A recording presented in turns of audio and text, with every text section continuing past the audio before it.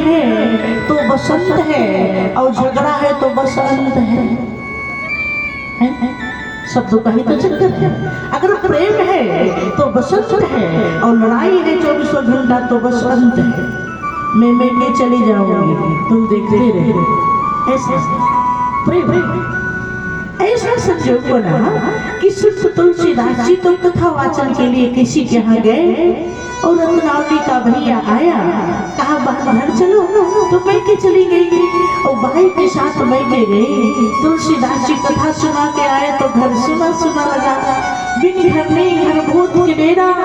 तो सोचा कि अब पत्नी के बिना रात्रि बिताने 2 घंटा बिताना भी बड़ा मुश्किल हो गया। चलो सावन का महीना, छमाछम बारिश, ओ बादल गरज रहे हैं, ओ बिजली चमक रही है, ओ तेज तेज आंधी चल रही है। इस उफनती जमुना जी की धारा को कैसे पार कर पाए? तो संजोग से नाव भी मिल गई और नाव कोई और नहीं, मुर्दा ही नाव के रूप में बन गया। मुर्दा भी जिंदा का काम कर जाता है अगर भगवान की कृपा हो जाती है।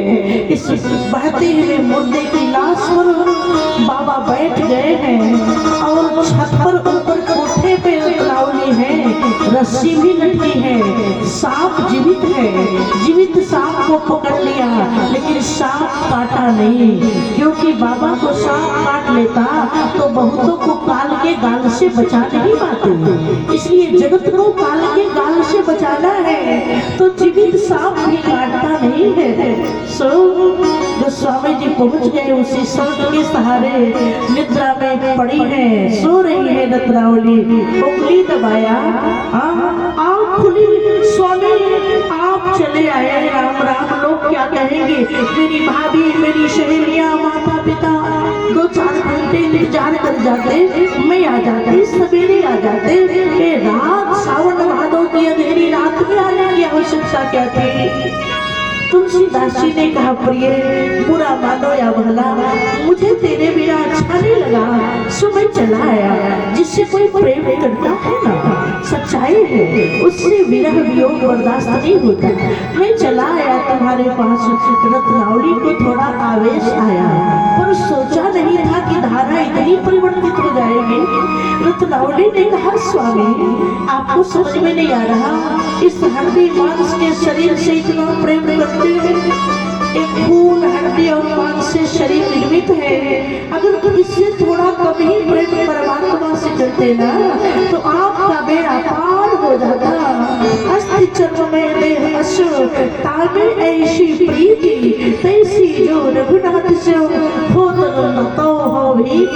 भगवान से प्रेम करिए।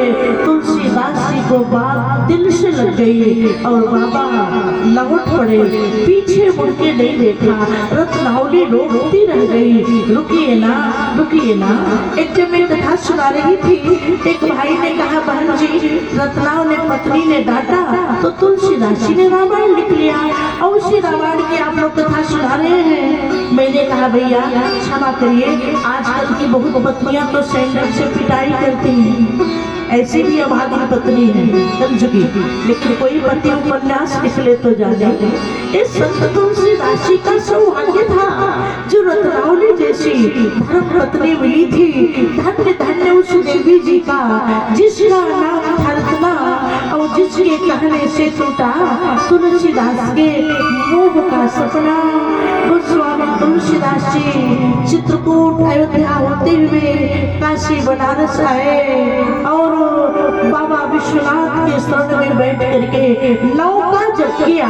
श्री राम नाम का 99 करोड़ 99 लाख 99,999 बार जब श्री राम नाम का जप किया तो बाबा विश्वनाथ का सिंहासन डगमगाने लगा। अन्नपूर्णा जी से कहे, चलो ना, सुदूर इलाके से बांदा से आया है राजापुर से ब्राह्मण देवता, आशीर्वाद देना है। बाबा विश्वनाथ और मैया अन्नपूर्णा आए हैं। अभी आंख लगी ही थी योग निद्रा में, तभी बाबा ने डमरू बजाया। बोले बाबा ने, उठो ना तुलसीदास जी देखो सामने कौन है। संत तुलसीदास जी ने आंखें खोली तो यहाँ पर तो महादेव खड़े हैं, बाबा विश्वनाथ खड़े हैं, चरणों में गिर पड़े भोले बाबा के, अन्नपूर्णा जी के। हाँ, मुझसे कोई त्रुटि हो गई क्या? बोले नहीं, वरदान देने आए हैं, वरदान मांग लो। तो स्वामी जी ने कहा कि रत्ना जैसी पत्नी का त्याग कर दिया, हमको कुछ नहीं चाहिए। और कभी कभी लोग ऊपरी मन से कहते हैं कुछ नहीं चाहिए, भीतर में पाने की इच्छा होती है। तो गोस्वामी जी ने कहा कि नाना स्पृहा रघुपते हृदय स्मदीये और सत्यम वदामि च भवान् अखिलान्तरात्मा भक्तिं प्रयच्छ रघुपुंगवनिर्भरं मे कामादिदोषरहितं कुर्वाण च।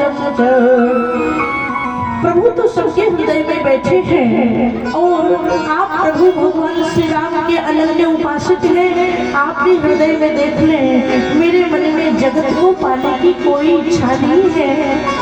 बाबा विश्वनाथ ने कहा आपको इच्छा नहीं है तुलसीदास जी, पर मुझे दिए बिना रहा नहीं जाता। दानी को संकर्षण नहीं, इसलिए मुझे देना है, आप लीजिए, क्या मांगते हैं? वो स्वामी जी ने कहा अगर देना है तो ऐसा वरदान दीजिए कि कागज के पूरे पन्ने पर मैं जो लिख दूं ना वो सत्य हो जाए, वो सत्य हो जाए, वो सत्य हो जाए। बोले सपने हो साच हो मोही पर, सपने हो साच हो मोही पर, जौहर गौरी पशाब तौपुर हो जो गए वो सब भाषा भनित प्रभाव। और मोहर लगी जो लिखी वो सत्य हो जाए, ए राम कथा है क्या? बोले शंभु प्रसाद सुमति अहुलसी, शंभु प्रसाद शंभु प्रसाद सुमति अहुलसी, शंभु प्रसाद रामचरित मानस कवि तुलसी, रामचरित मानस कवि तुलसी, रामचरित मानस कवि तुलसी, रामचरित मानस कवि तुलसी। श्री रामचरित मानस ये राम कथा है क्या? बोले बाबा विश्वनाथ का प्रसाद है। जैसे आप लोग बद्रीनाथ, केदारनाथ, जगन्नाथपुरी, वृंदावन, अयोध्या तीर्थों में जाते हैं तो वहाँ से प्रसाद लेके आते हैं, काजू का, पेड़ा का, नाचदाना का, जो भी होता है। तो ये राम कथा है क्या? बोले भगवान शंकर का प्रसाद है।